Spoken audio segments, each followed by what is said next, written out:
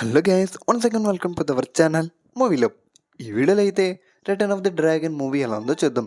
Review అయితే ఈసారి బాగా లేట్ అయింది కొన్ని రీజన్స్ వల్ల. సో నెక్స్ట్ టైం నుంచి అయితే రిపీట్ అవ్వదు. ఇంకా మూవీ చూసాక నాకైతే చాలా నచ్చింది గైస్. నేనైతే ఫుల్గా ఎంజాయ్ చేశాను. ఓ పక్క కామెడీ, ఎమోషన్, ట్విస్ట్ అదరగొట్టేసాడు సినిమా. లవ్ టుడే మూవీ తర్వాత హీరో ప్రదీప్ రంగనాథన్కి మన తెలుగులో ఎంత ఫేమ్ వచ్చిందో తెలుసు. ఈ డ్రాగన్ మూవీ తర్వాత కూడా డబల్ అవుతుంది కానీ తగ్గదు అస్సలు. అంతలా ఉంది మూవీ. యూత్కి ఎలాంటి ఎంటర్టైన్మెంట్ కావాలో, ఎలాంటి ఫుల్ మీల్స్ కావాలో ప్రతిదీ తెలుసు ఈ హీరోకి. ఒక డిఫరెంట్ యాటిట్యూడ్ అయితే మెయింటైన్ చేసి మూవీని అయితే తీసుకెళ్తాడు.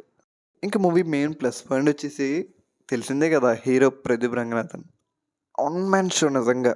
జస్ట్ ఒక్క యాటిట్యూడ్తో మూవీ మొత్తం జనాన్ని కూర్చునేలా చేస్తాడు. ఇంకా బీజిఎం అండ్ మ్యూజిక్ కూడా చాలా నీట్గా ఉంది. ఫస్ట్ టైం విన్నా సరే ఆ స్టోరీకి తగ్గట్టు ఉండడంతో అలా ఇన్వాల్వ్ అయ్యాం కానీ ఎక్కడ బోర్ అనిపించలేదు. ఇంకా హీరోయిన్గా యాక్ట్ చేసిన అనుపమ పరమేశ్వరన్ అండ్ లాహోర్ ఇద్దరు కూడా చాలా బాగా చేశారు. అనుపమకి వచ్చిన రోల్ తగ్గట్టు చాలా నీట్గా పర్ఫామ్ చేసింది. లాస్ట్లో ఒక హీరోయిన్ క్యామియో రోల్ అయితే ఉంది, అది చూసాక ఫుల్ ఎంజాయ్ చేస్తారు మీరు.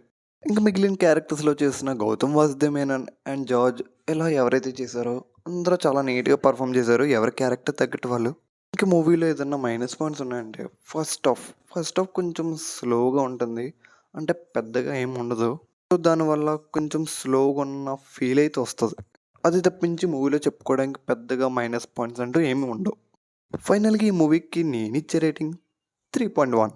ఒకవేళ మీరు కానీ ఆల్రెడీ మూవీ చూసేసి ఉంటే చాలామంది చూస్తూ ఉండరు. సో మీకు ఎలా అనిపించిందో కింద కామెంట్ సెక్షన్లో కామెంట్ చేయండి.